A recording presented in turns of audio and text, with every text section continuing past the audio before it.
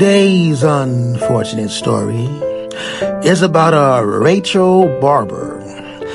She was a popular 15-year-old who was murdered by her jealous babysitter.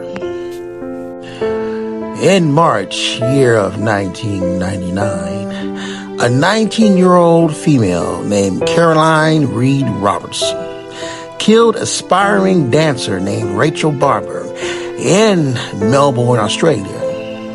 Then later definitely tried to assume her identity. In the year of 1999, Rachel Barber was a teenage dancer on her way to stardom. The 15-year-old was a full-time student at the dance factory in Melbourne, Australia. She was beautiful, athletic, and popular and charismatic. And the Barber family's babysitter was so jealous of her success that she ended up murdering her. Caroline Reed Robertson was 19 years old, and according to her, Barber was everything that she wanted, some of the things that she wanted to be. But it stated that she once wrote in her journal that Barber was strikingly attractive, with very clear pale skin and hypnotic green eyes. Meanwhile, she described herself as a pizza face with brown oily hair and, of course, no coordination. Apparently, during her time babysitting for the family, Robertson developed an odd obsession with Barber. On February 28th, year 1999, she invited Barber to come to her apartment the next day to participate in a psychological study. This is where Robertson killed her, and she later buried her on her father's land. And to break it on down, most chilling of all, however, that was not the investigators that found in Robert's apartment.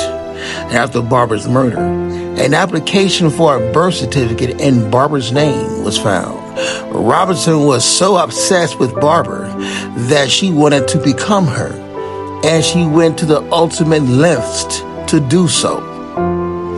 So on this chilling night, on the evening of February 28th, year 1999, Caroline Reed Robertson called Rachel Barber and told her she could make $100 by participating in a psychological study the next very day.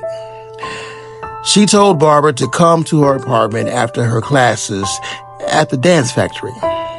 But she warned the 15-year-old that she couldn't tell anyone about the study or she risked compromising the results.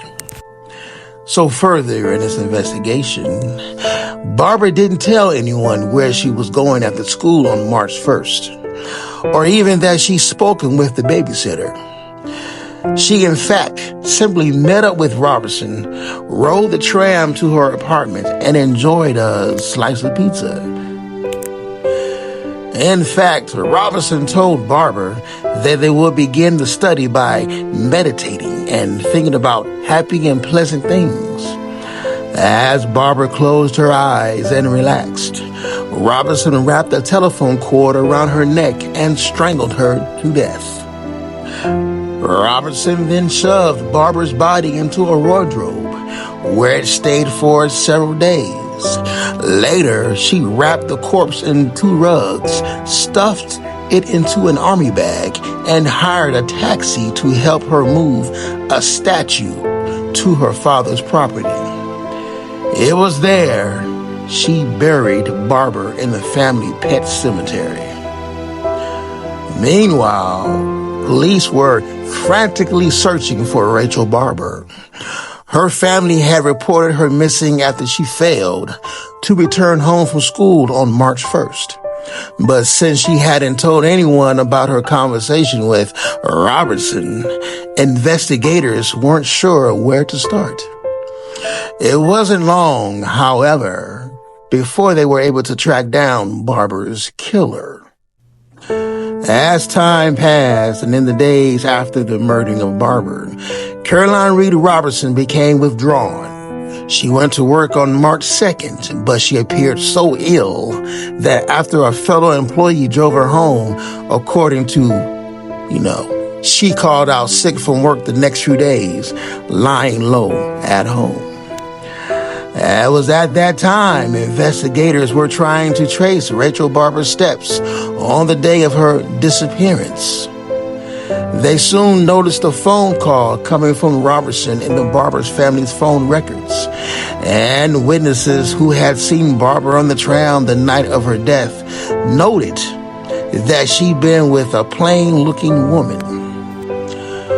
Detectives went to Robertson's apartment on March 12th, year 1999, and found her unconscious on her bedroom floor.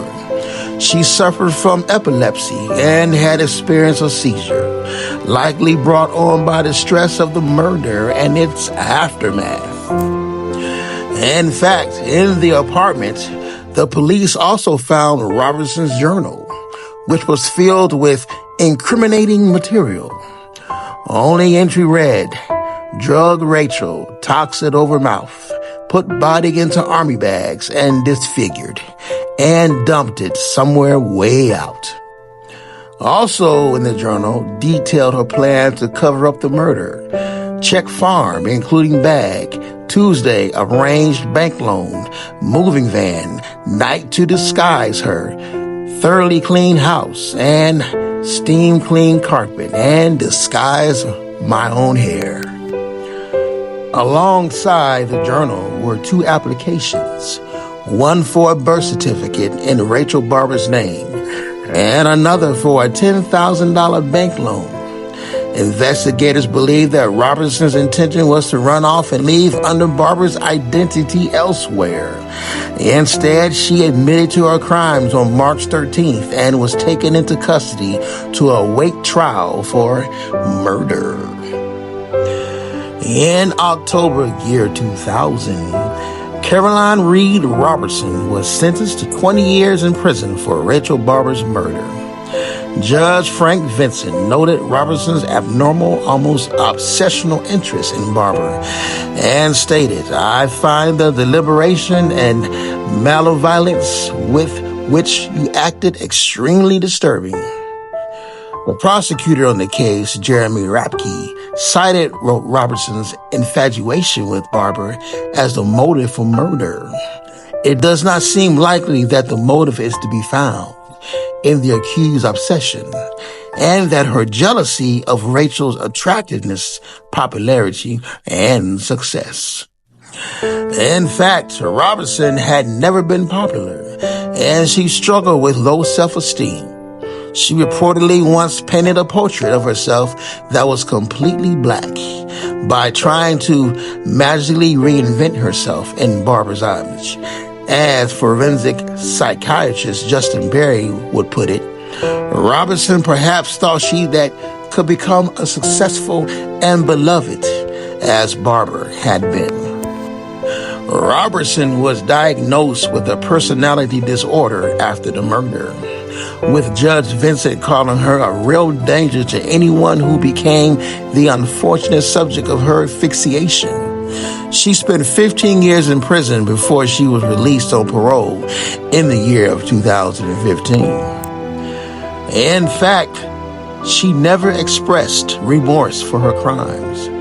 In fact, she seemingly spent her time behind bars, drastically changing her physical appearance to look more like her victim.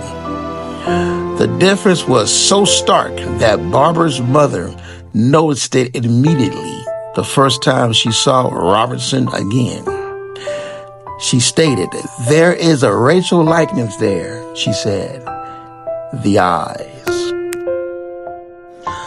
I hope you enjoy this unfortunate story. I'm Mr. Wade and Mrs. Crime. And once again, we bring it to you.